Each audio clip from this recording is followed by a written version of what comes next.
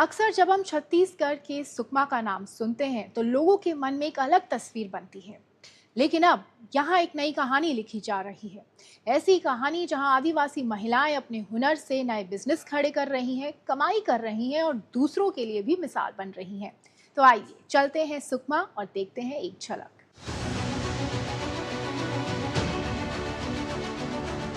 कभी देश के रेड कॉरिडोर का हिस्सा रहा छत्तीसगढ़ का सुकमा आज बदलाव की नई कहानी लिख रहा है।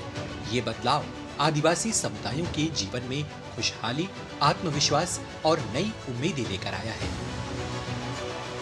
बादल गरजे से बिजली कड़के से बादल गरजे। इन युवा से आदिवासी महिलाओं ने इस परिवर्तन को नई पहचान दी है। रोजगार के नए अवसरों ने उन्हें आत्मनिर्भर बनाया है और उनके सपनों को नई उड़ान दी है। दंडकारण्य यानी कि जंगलों का क्षेत्र, और यहाँ पर जंगल बहुत सारे पेड़ों के हैं। उसमें एक पेड़ है इमली। वही इमली जो हमारे लिए एकदम आम सी चीज है, यहाँ पर कैसे रोजगार का जरिया बन रही है। इस क्षेत्र में प्रचुर मात्रा में मिलने वाली इमली अब बदलाव की नई पहचान बन रही है। आदिवासी महिलाएं खुद इमली को प्रोसेस कर उसका पल्प, पाउडर और अन्य वैल्यू एडेड उत्पाद तैयार कर रही हैं। आधुनिक मशीनों और सामूहिक प्रयासों ने उनकी आय बढ़ाई है और आत्मनिर्भरता की नई मिसाल कायम की है। मेरे को यहाँ पर काम मिला है सर। यहाँ इमली बहुत सारी है हमारी सुकमा में। यहाँ इमली का काम होता है। ये काम से हमें रोजगार मिल रहा है, हमें बहुत अच्छा लग रहा है। पहले हम लोग भी घर में रहते थे, कुछ नहीं करते थे। यहाँ इमली खुला फैक्ट्री सुने तो यहाँ काम करना है, बहुत अच्छा लग रहा है हमें काम करके। ये हमारा थोड़ा मदद हो रहा है पैसे की। महिलाओं को बहुत ज़्यादा फायदा हुआ है सर। रोजगार के अवसर मिले हैं। जो महिलाएं घर में रहती हैं उनको बाहर निकल के काम करने का अवसर मिला है और घर में सहयोग देने के लिए बहुत अच्छा काम है ये। और सुकमा में ये फैक्ट्री पहली बार खुला है तो हम लोग को बहुत अच्छा लग रहा है यहाँ काम करके।